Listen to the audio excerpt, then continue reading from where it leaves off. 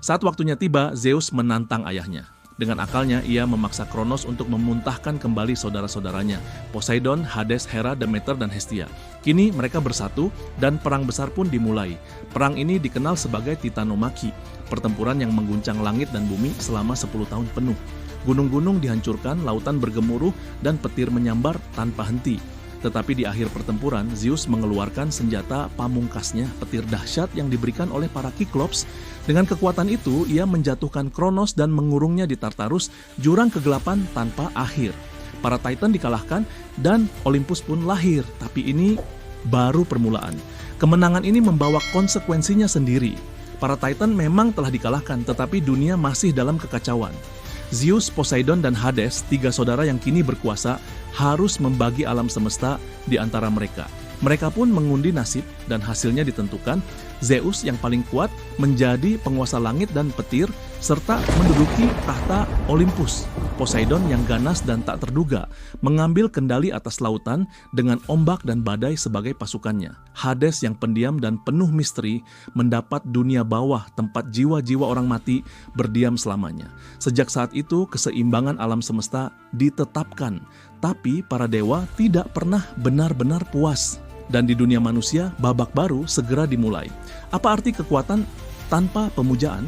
Para dewa yang baru berkuasa membutuhkan sesuatu yang lebih, penghormatan, pengabdian. Dan karena itulah tugas menciptakan manusia jatuh ke tangan Prometheus, Titan yang cerdik dan pemberontak. Dari tanah liat, ia membentuk manusia dan menghembuskan kehidupan ke dalam mereka. Tapi manusia diciptakan lemah, rapuh, dan tanpa perlindungan. Melihat ciptaannya begitu rentan, Prometheus merasa iba. Ia pun nekat mencuri api dari Olympus dan memberikannya kepada manusia. Api itu membawa kehangatan, kemajuan, dan peradaban. Tetapi juga membawa sesuatu yang lain, pemberontakan. Zeus murka melihat manusia diberdayakan, segera menjatuhkan hukuman. Prometheus dihukum dengan cara yang mengerikan, diikat ke sebuah batu, dan setiap hari seekor elang akan datang untuk mencabik-cabik hatinya. Setiap malam luka itu akan sembuh, hanya untuk disiksa kembali keesokan harinya. Siksaan ini berlangsung selamanya. Namun hukuman Zeus tak berhenti di situ.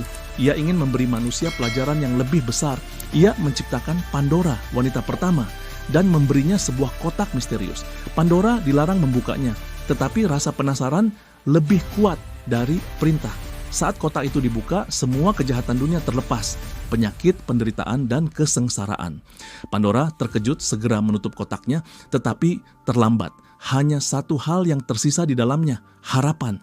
Dan sejak hari itu, perjalanan manusia di dunia dimulai dengan para dewa di atas sana, takdir yang tak bisa dihindari, dan pilihan-pilihan yang akan menentukan nasib mereka sendiri.